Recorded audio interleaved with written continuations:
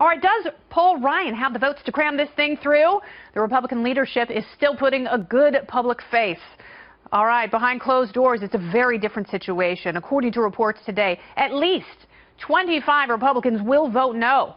That is more than the 22 needed to sink the whole thing tomorrow. So what is going on behind the scenes? Let me ask California Congressman Tom McClintock, who was involved in tweaking the American Health Care Act earlier this week. He supports the GOP's health care plan. Welcome, Congressman. Thanks for having me, Kennedy.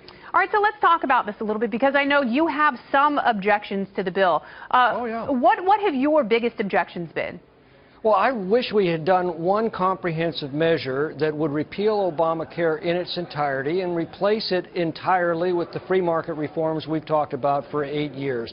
I argued that point for several months, didn't get anywhere with it, so now we have this convoluted three-part process in front of us. Yeah. The first part is reconciliation, which cannot repeal the entire thing, cannot replace the entire thing, but it can get past the 60-vote cloture threshold in the Senate.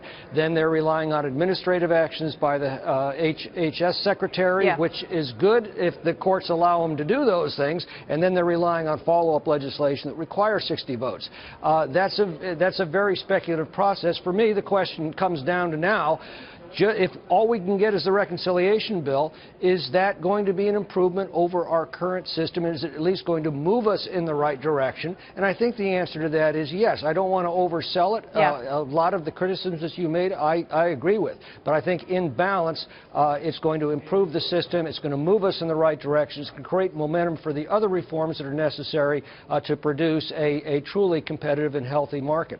Well, in order to have a healthy market, though, you can't put a Band-Aid on a hemorrhage. And the thing really, unfortunately, needs a tourniquet and probably an amputation. Now, we're not getting that, so it seems that anything short of that, and this is where I tend to agree with some members of the Freedom Caucus and certainly Rand Paul and other members of the Senate who are also skeptical, is this thing, like you said at the top of the show, this thing needs full repeal. And this just isn't it, because I worry, Congressman, that we're never going to get to phase 3. Well, your concern is correct, but your premise is that this system is designed to create perfect legislation. It is not. Only I can do that, and I've never been able to find anybody to agree with me on it. So it's all a question of what is the most acceptable measure that can actually pass and improve the system. And that's what we're facing right now. You know, Benjamin Franklin made the same point in the Constitutional Convention, where he said, you know, you pull together a group of people to get their collective wisdom, you're also going to get their collective folly.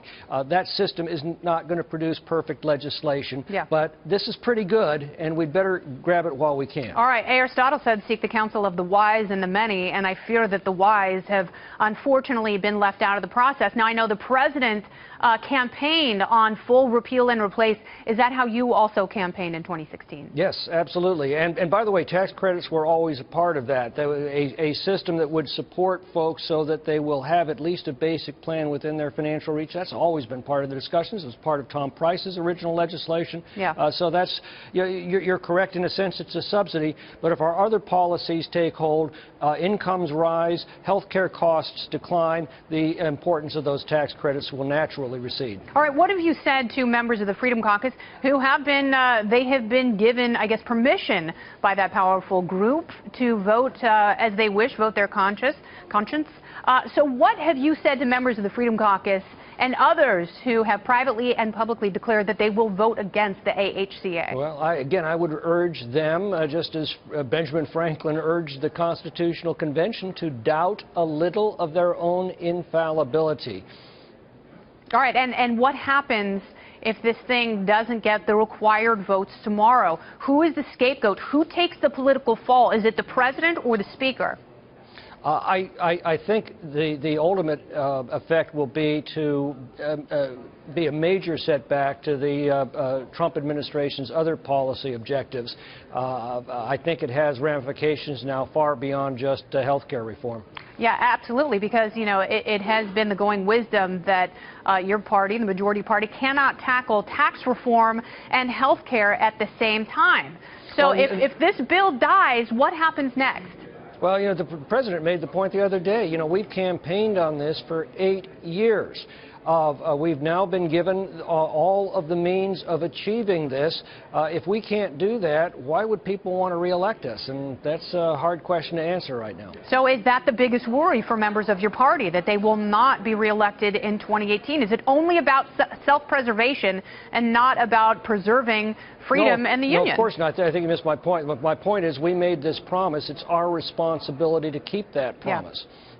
All right. As imperfectly as we may be doing, but that's the nature of our system of governance. As Churchill said, democracy is the occasional necessity of deferring the opinions of others. That's how you reach an agreement that involves a lot of very disparate opinions. Well, I know that you come from a state that I have lived in for decades, and you should have been governor after the recall. I just want to go on the record and say that. So, well, thank you. You know, at least you're not hosting Celebrity Apprentice. You haven't completely sold out.